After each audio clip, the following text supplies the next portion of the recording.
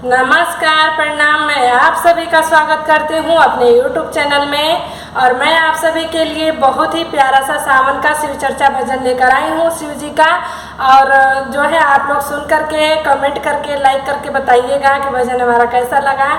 और आप सभी के लिए मैं इतना मेहनत करती हूँ, आप लोगों को पसंद आए भजन हमारा, और मैं अच्छे से अच्छे कंटेंट बनाने की कोशिश करती हूँ। तो आप लोग हमारा मनोबल बढ़ाने के लिए कमेंट ज़रूर किया करें। पसंद आए ना पसंद आए कमेंट में हमें ज़रूर बताएं, ताकि आप लोगों के जो है कमेंट के सहारे से मैं समझ पाऊँ कि आप लोगों को कैसा जो है कंटेंट पसंद है।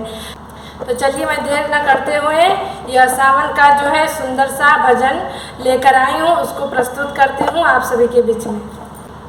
चढ़ल सावन हम दुअरिया अइलिए गुरुजी, दुअरिया अइलिए गुरुजी।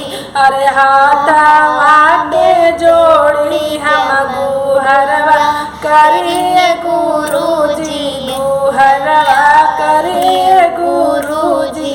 देही ना दर्शनवा नैना तरसे लाए गुरुजी, अरे तरसे लाए गुरुजी।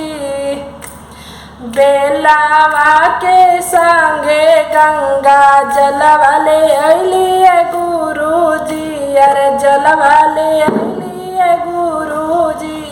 खोली ना केवड़िया जलवा ढार देही गुरुजी, अरे ढार देही गुरुजी।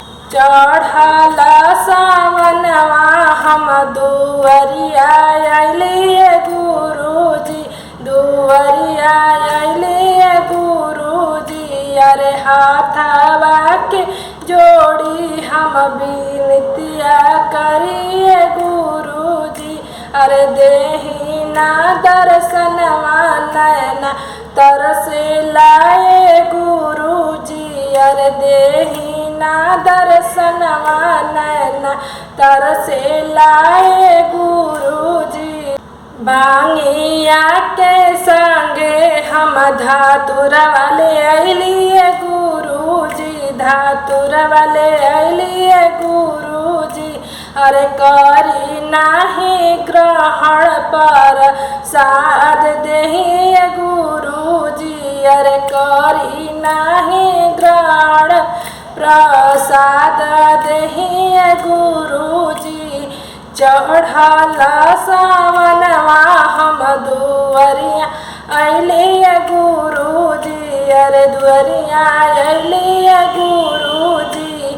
देही नाही हमके दर्शनवा सुनिए गुरुजी, अरे तरसे नयनवा दर्शनवा देही गुरुजी, दर्शनवा देही गुरुजी। अरे हाथवा के संगे हम आचरवा पसारिए गुरुजी, आचरवा पसारिए गुरुजी।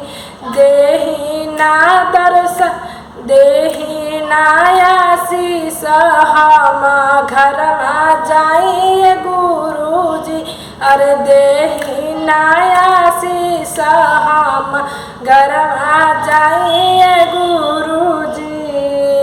तो एक बार प्रेम से बोलिए हर हर